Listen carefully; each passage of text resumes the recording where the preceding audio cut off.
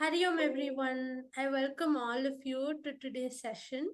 We'll be starting a new series. Throughout the month, we'll be doing something really fun, and we've named this month the Ayudha month. So it's going to be all about finding out more about Vishnu's Ayudhas and also discovering them within us. So the first Ayudha, which we will be discovering, is the Panchajanya. So what is Panchajanya?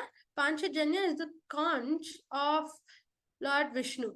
So I want you to show me both your hands first. Great. Now turn your left hand this way and catch it, like hold your thumb like this. And you do this. And that's our conch. You can make that sound. Ooh. So remember this, it'll be really helpful. In the end of the month, you'll see there's a surprise coming, and for that, you need to know these signs. So this is the conch. So the Panchajanya Mani, conch. Yes, can you demonstrate it again? sure. So you have both your hands like this. Okay. Who is it, by the way? Snigdha here. It'll be nice if you can turn on your video. That way I'll be able to show you, and if you're Yeah. doing it the right way. So you both the hands, you turn your left hand like this. You catch it. You catch it this way, like this. So see, you have both your hands, right? The right and the left. You turn the left and you move towards the right hand and you hold your thumb. So it's like this for now. Great. Now you just do this. Yay, you got your conch. Very nice. From where should I blow? You can blow it from here. Like you can just keep your mouth here. Just blow. Yeah. Great. Very nice. Great job, everyone. Now, I told you that we'll be learning the Panchayudha Stotram, and there's a verse dedicated for the Panchajanya, the conch of Vishnu. You can all fold your hands, keep your back straight, close your eyes, and you can listen to me chanting, and you can also try chanting along with me. Great. Vishnor-muktanilapuritasya yasya dhvanirthanavadharpahanta tam panchajanyam shashikoti-shubhram shankam sadaham sharanam prapadye. What the shloka means is, I take refuge in the conch or the Panchajanya of Lord Vishnu, who brings it to his mouth to blow air in it and to get a sound that vanquishes the Danavas. And this is as pure as millions of moons. So what this is trying to tell us is that all of us surrender to the conch of Lord Sri Vishnu, and we take refuge in that.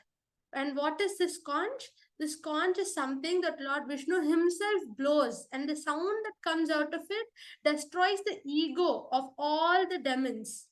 And this is as pure as a million moons. So we will understand this and what exactly it means, and how can I find a conch inside myself. All of these questions will be answered through the end of the session. But before that, what are we talking about when we say we are going to discover all the 5 weapons of Lord Vishnu in us? So does that mean that I am going to get a conch out of me or a sword out of me? Not really. So all of these weapons, they have a very deep significance, and they're very symbolic of different things in our lives. But one aspect is communication. Now comes the next question. What is communication? Is communication only what we speak, the words we use? Yes. Communication is the words we speak, and how we are speaking it. All of that is a very significant part of communication. But communication is not exactly, or is not just equal to the words we speak. So what are the other things that comes into communication? Communication is also the expression you have on your face. Communication is your body language, how your hands are moving, how are you standing. All of that comes under body language. And not uh, not a very not so important thing, but something that's also a part of communication is how you're speaking to people or where you're speaking to people. That also matters in communication. And finally, the very important part is the words you use to speak. So to conclude or to summarize, you have your body language, your facial expression, the words you use, and the different parts of where, how, when you're speaking, and all of that comes in communication. Now, coming to how communication is related to a conch. So, let's imagine that we hear someone blowing a conch. How do you feel? You feel very calm and peaceful. You feel that the conch is so sweet. It has such a sweet and melodious sound. The conch is producing such a sweet sound. That is what all of us will feel. Now, how does that relate to communication? It's very simple. The words we get out of our mouth, our facial expression, our body language, how we are interacting with the other person, all of that must be like that of a conch, sweet, something that calms the other person, something that's very peaceful, something that makes the other person happy or blissful. All of that is what the conch signifies. So we know that communication is not just the words we speak, but it's to share an idea or a thought, to share that, and you share it through all of these different things like we discussed, the body language, facial expression. Now we'll understand how all of these can be like that of a conch. And surprisingly, you will be telling me, and that would be through a story. So there was once a person called Anguli Mala who was living in a hill. So let's first break down the word Anguli Mala itself. So you have Anguli Mala. So you take Anguli. Anguli means your fingers. And Mala means kind of something that you can wear around your neck, a necklace kind of thing. So now what is finger necklace? So it's basically a necklace made out of human fingers. Imagine imagine someone wearing a necklace made of just fingers, all human fingers. Mani, Yes, Mani is Nidha here. I want to tell something about Anguli Mala. sure, you can stick that. But in the end, all of us will get a chance to share our understandings, and then you can definitely share. Also, if any one of you has a doubt or you want to share something, then please raise your hand, and I'll call out your name. That way we can do it more smoothly. Now coming back, so Angulimala, we now know that this is what Angulimala means. And if you can look at this picture here, you will see that this person is wearing a mala of all these fingers. And to tell you, he was wearing around 999 fingers, so just one less than 1,000. So this person, who he would sit and wait for people to come into the forest or the hill, and whoever comes in, he would kill that person, and he would take a finger of that person and he would put it as a part of his necklace. And that's how he'd collected 999 fingers.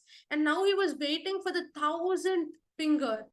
And you should know that people were not coming to this hill now because they were all really scared. They all knew the story of Angulimala. He was coming in their dreams. He was such a nightmare, and people just didn't want to enter the hill anymore. But one day, Angulimala heard a person walking. So he could hear all the leaves rustling, and he could hear the footsteps of a person. So he became alert. Oh, let's see who's here. And he ran and he went to see who's walking towards the hill. He saw that there's a very handsome person, very tall, and he could see that the fingers were also so beautiful. He said, "This is my 1000th person." He was able to see the fingers, they were all so nice. He could also start imagining his finger as a part of his necklace, and how he was finally having the 1000 finger necklace. He was so happy, and he started running towards the handsome man who was walking towards the hill. And he started screaming, "Hey, I am Angulimala and I'm coming for you. I'm going to cut your finger and make it a part of my necklace. I'm Angulimala." He started screaming. And each time he screamed like this, people would run away. But this time, this person who was so peaceful, he just stood and waited for Angulimala to come. He just stood and waited for Angulimala to come and speak to him. And Angulimala was really surprised. "Who is this?" And he started running, and he came to an halt and said, "Are you not afraid that I'm Angulimala? I'm going to cut your finger. If you don't know who I am someone who's very scary, who's very powerful. I'm going to cut you and kill you, and I'm going to cut all your fingers and make your finger a part of my necklace." So this person, he was still calm and peaceful. There was no fear in his eyes. He said, "Here, take my hands. You can cut my finger if that makes you happy." So this made a very big impact on Angulimala. He said, "Are you not afraid of death? Are you not afraid of losing your finger? Are you not afraid of anything? Are you not afraid of me?"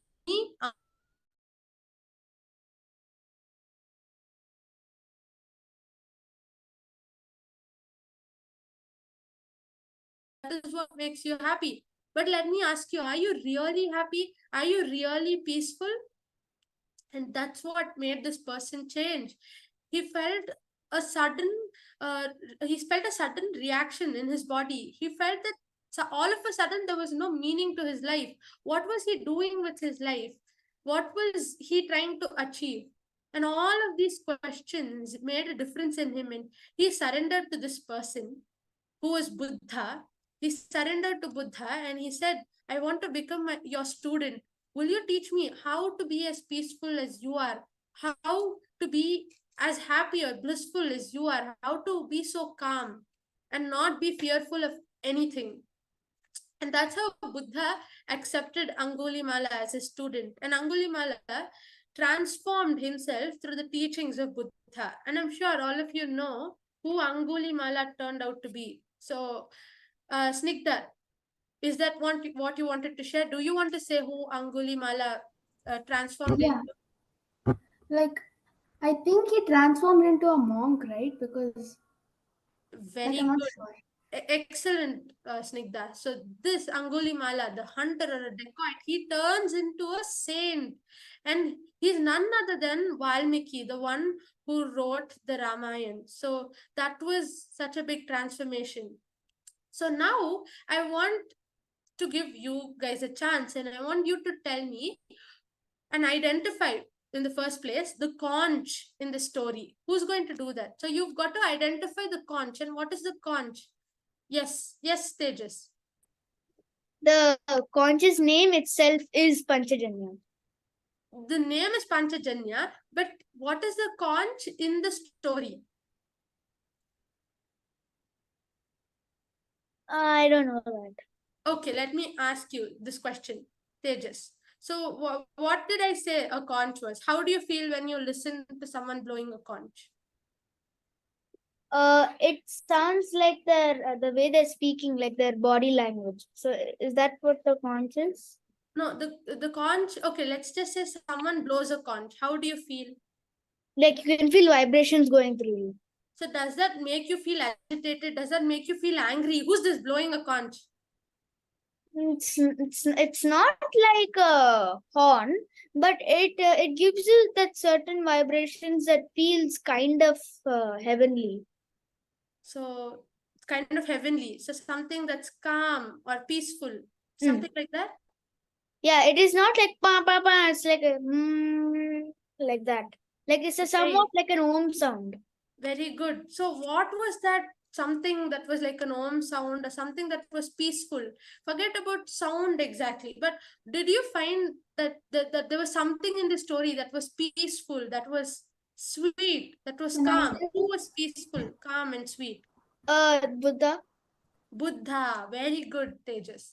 So the conch is how Buddha reacts to Angulimala. It's not just the words he speaks, but the conch is also in his eyes, how calm he is, how sweetly he's trying to speak with Angulimala to deal the situation.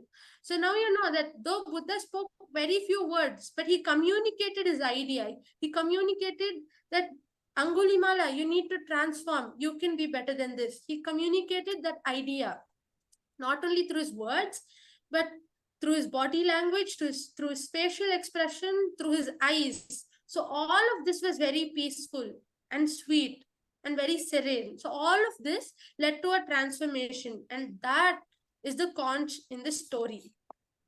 So yes, yes, Shreyas, do you want to share something?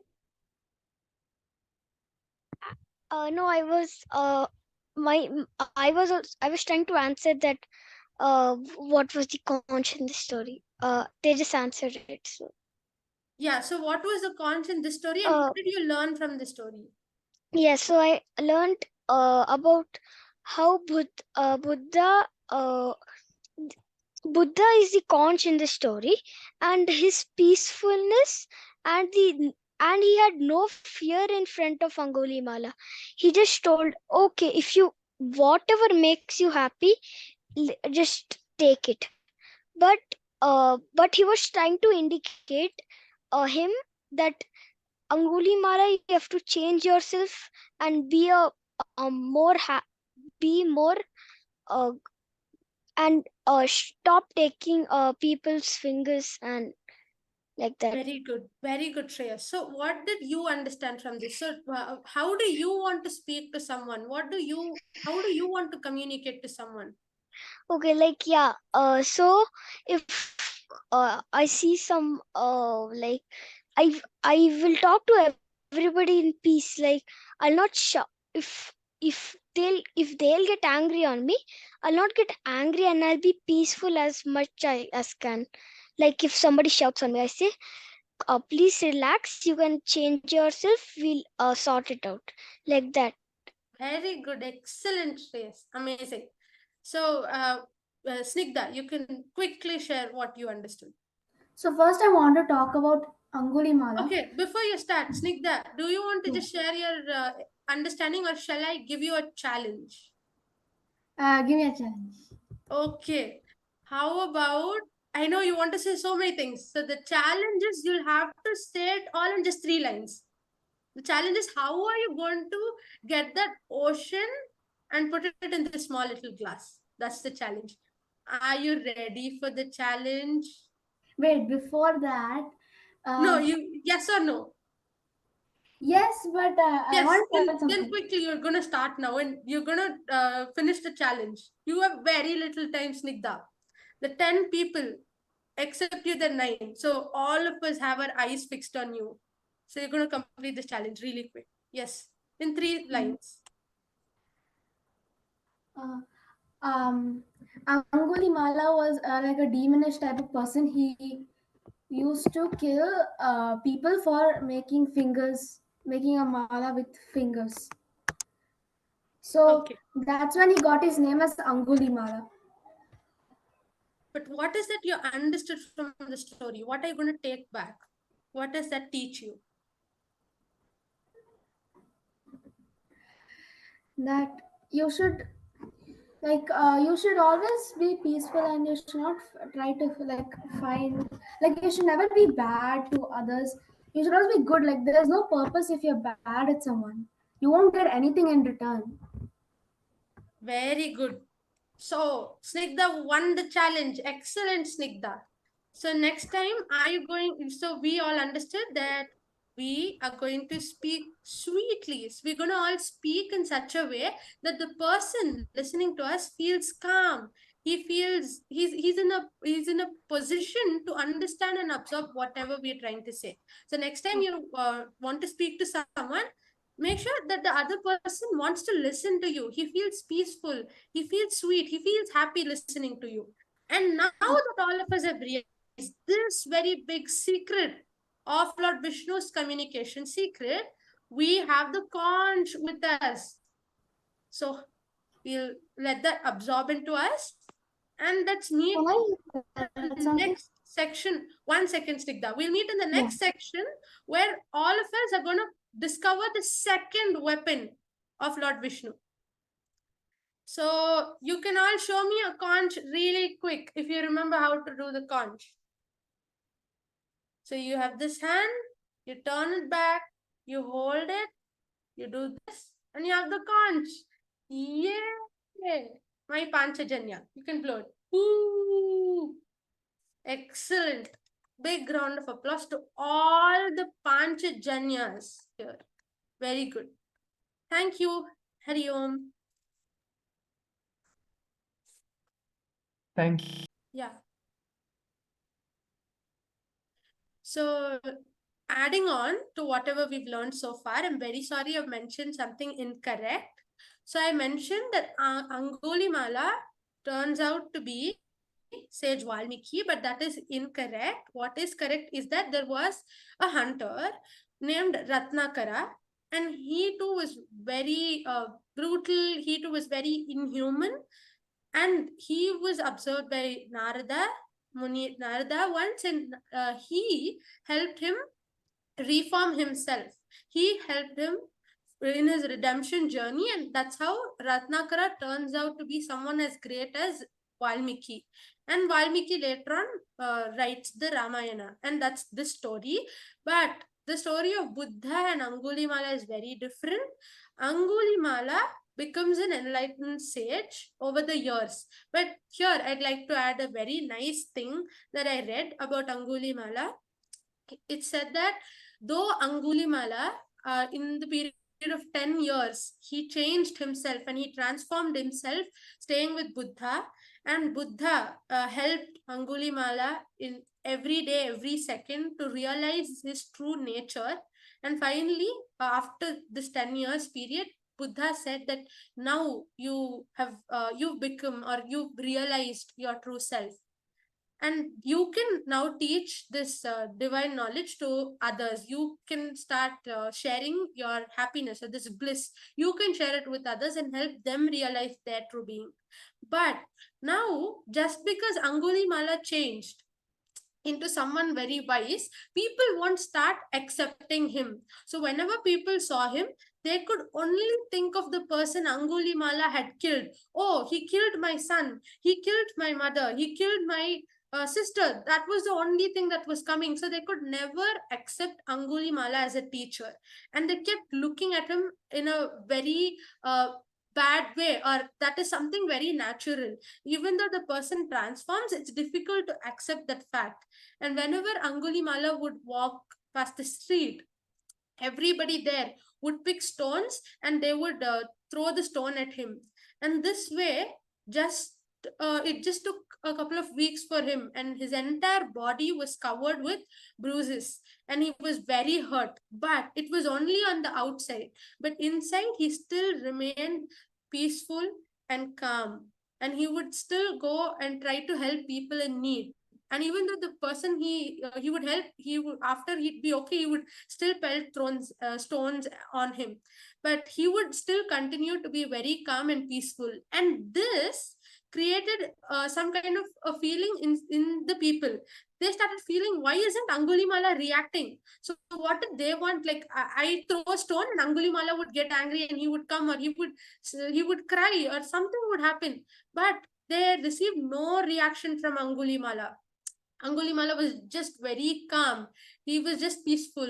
He behaved like nothing happened to him. And he was just very calm, just like Buddha. And this made the people question. And they became the students of Angulimala. They had now forgiven Angulimala. They wanted to know what the secret for Angulimala's transformation. Why was Angulimala so peaceful? And that way, they started forgiving him. And that's how Angulimala started teaching the people who hated him at one point. but now I'd forgiven him. Now he started teaching all those people how they could realize their true self. And just like how we all learned the parampara, so all that Buddha taught Angulimala, he taught it to so many more people, and all of them became his disciples, and they moved forward and taught so many other people. Now that we know the correct thing, and we are sure about the story, I want to see a raise of hands, quick raise of hands. Who wants to listen to the sound of a conch? Quickly. Very nice. All of us do. So here, I'm not sure if I shared my audio. Just 1 second. Right. You can show me a thumbs up if you can hear it. In 3, 2, 1.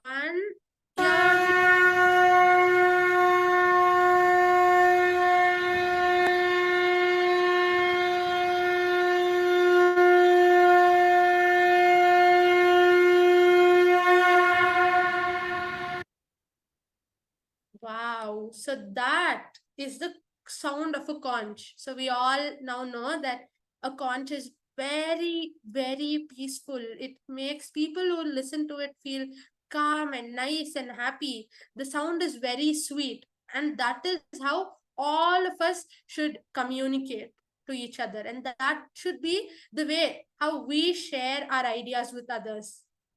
So with that, we've discovered the Panchajanyam in us.